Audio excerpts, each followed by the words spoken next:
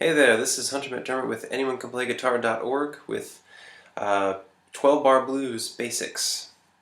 So I think a great entry point into being creative on the guitar, getting into improvising, getting into playing scales, all that kind of stuff. I think a perfect entry point for just about everybody, regardless of your musical tastes, is the blues. It permeates rock and roll and pop and jazz, and then there's bluegrass, and then of course blues.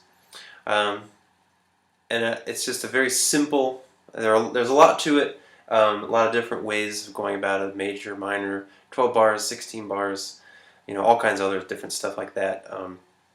It can get pretty complicated, but at its core, I like to look at just the basic 12-bar blues, with 12 bars just meaning 12 measures. And so there's a very specific arrangement of chords that we can go through. We could do it just in just about any key. We're going to do all of these videos in the key of A because it is probably the easiest, and it's also very prevalent, though you can certainly do this in any key. So let's look at our 12 bars, our 12 measures over here. This is the 12-bar blues form. Now I've got it in 4/4, but you can do it in 6/8, 3/4. I don't know, whatever you think sounds bluesy and works for you. 6/8, 4/4 are probably the two most common. Okay, so I've got not specific chords in here, but I've got the Roman numerals telling us what type of chord to play. Now, if you remember from the music theory basics lessons, and if you haven't seen those, go check them out. When we write out the notes of a scale, we give each note a scale degree in Roman numerals. So if we're going to do this in the key of A, let's figure out first what the key of A is, what notes are in the key of A. So again, going back to those older videos, I've got this circle of fourths over here that's going to help me figure this out. So I want to play in the key of A. So I go over here to where it says A, and beneath it I see that it has 3 sharp signs. It tells me that there are going to be 3 sharp notes in that scale.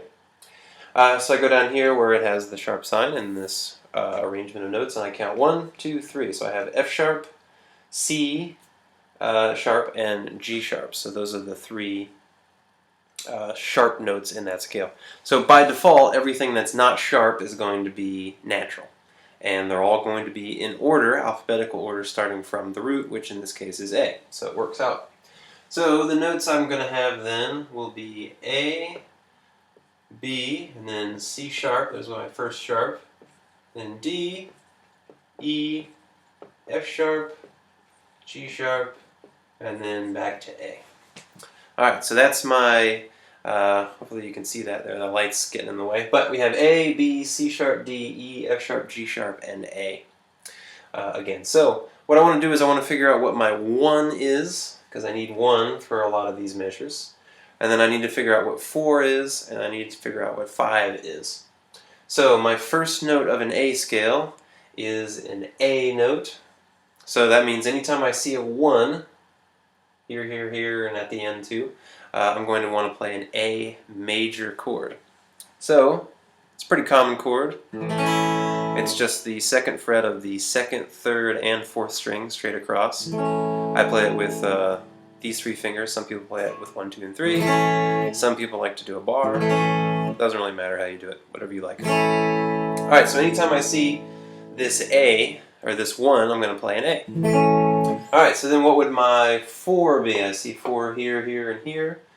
I'm going to go A, B, C sharp, D. So D is my 4. So anytime I want to play, anytime I see that 4, I'm going to play a D chord. Now, there are different ways to play D, however you like to play it. Easiest way is probably down here with our basic D shape. So 2nd fret, 1st string, 2nd fret, 3rd string, and 3rd fret, 2nd string. And then you're also strumming your open D string there. Alright, and lastly we have a 5 here, and so A, B, C sharp, D was 4, so E will be 5. So anytime I see a 5, I'm going to play an E major.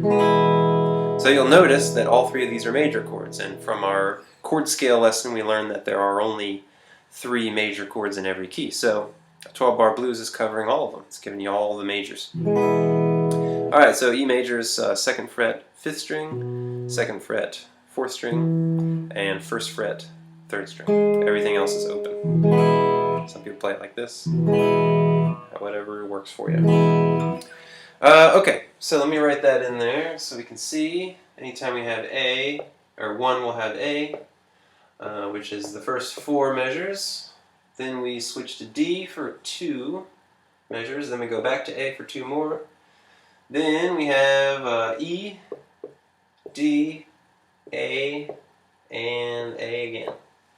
Alright, now you'll see in a couple spots I have a chord in parentheses. This is just a common substitution. So at its very basic form, it's just your 1 chord for 4 bars, then 4 for 2, 1 for 2 more, and then 5, 4, 1, and then 1.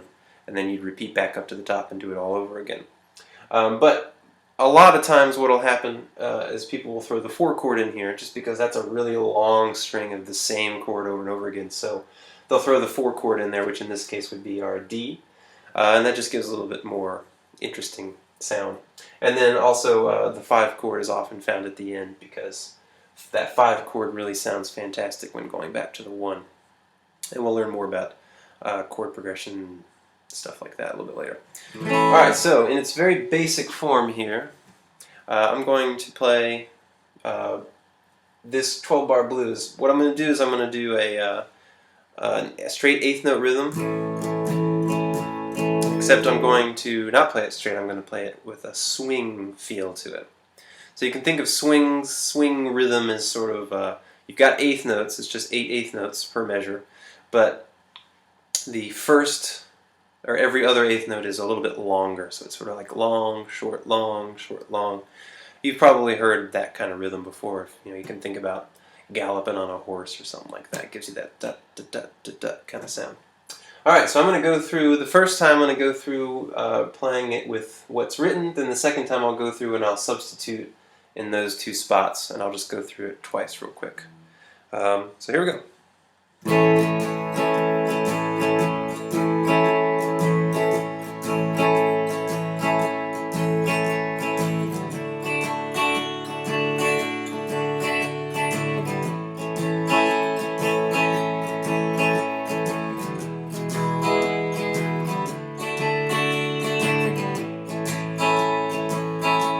Here's the second time with the changes.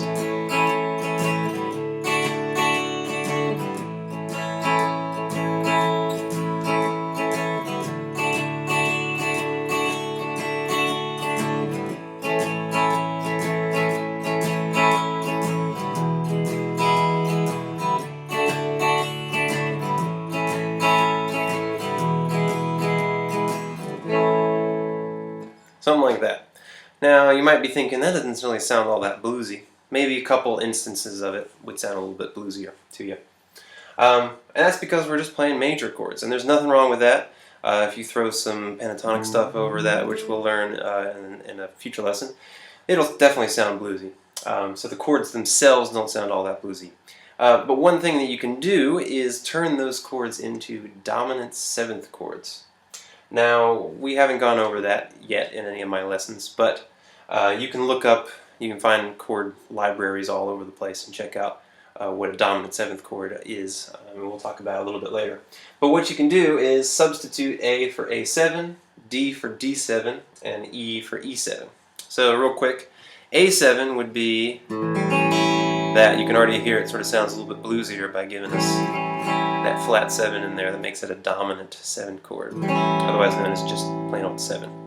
So an A7 would be the 2nd fret, 2nd string, 2nd fret, 4th string, and then everything else is open. And I am leaving out the top string, the low E. Alright, then for D7, D7 is pretty common, most of you probably know that. It's kind of like I took a D and just sort of flipped it upside down. Again, we have that bluesy sound, so 2nd fret, 1st string, 1st fret, 2nd string, and 2nd fret, 3rd string. And then of course I'm going from our open D string there. And lastly, E7 would be an E chord, And then you just take off the third finger. So we have 2nd fret 5th string and 1st fret 3rd string. Everything else is open. Alright, so now I'm going to go through 12 bar blues. I'm going to take the parenthetical chords there and there, and I'm going to do it with these dominant 7th chords, and hopefully it should sound a little bit closer to what you might expect. Here we go.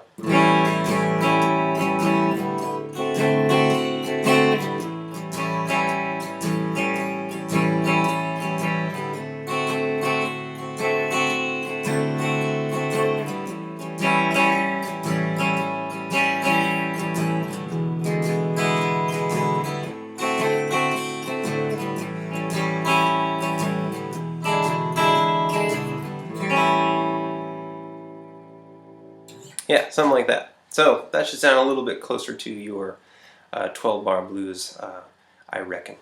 So in its very basic form, your 12 bar blues is that. Again, you can choose to do the 1 or the 4 here, or the 1 or the 5 there at the end.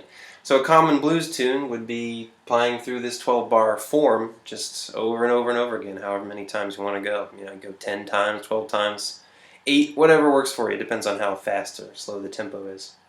So there would generally be some sort of melody over it, you know, maybe vocal, maybe on the guitar or another instrument.